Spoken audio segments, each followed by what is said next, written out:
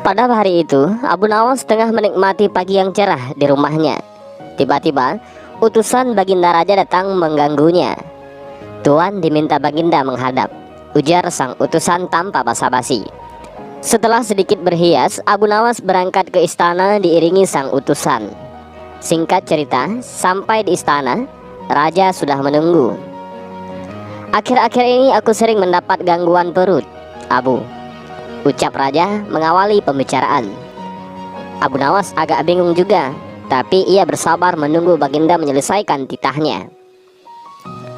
"Kata tabib pribadiku, aku kena serangan angin," lanjut Baginda Raja. Abu Nawas tiba-tiba mendapat firasat buruk. Pasti ini ujian lagi, pikir Abu Nawas. Urusan sakit perut jelas menjadi urusan tabib. Abu Nawas merasa tak ahli soal penyakit. "Ampun tuanku, apa yang bisa hamba lakukan?" tanya Abu Nawas kepada sang raja. "Sederhana saja, aku hanya ingin engkau menangkap angin dan memenjarakannya." Titah Baginda Raja disambut wajah bengong Abu Nawas.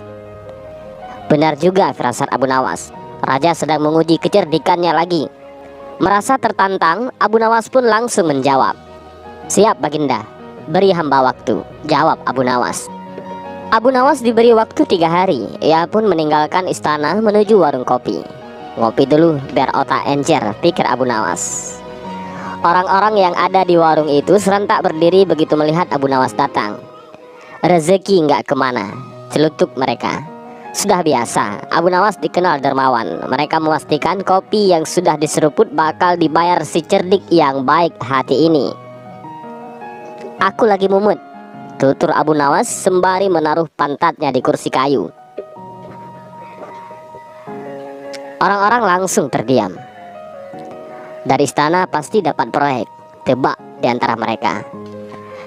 "Kalian bisa menangkap angin dan memenjarakannya?" tanya Abu Nawas. Mereka saling pandang. "Gila," ucap mereka sampai geleng-geleng kepala. "Angin kok ditangkap?" Abu Nawas lantas berdiri dan meninggalkan mulut melongo mereka. "Hei, mau kemana?" teriak salah satu di antara mereka. "Pulang," jawab Abu Nawas dengan langkah gontainya. 3 hari begitu cepat datang, tapi tak perlu kaget. Wajah Abu Nawas berseri-seri.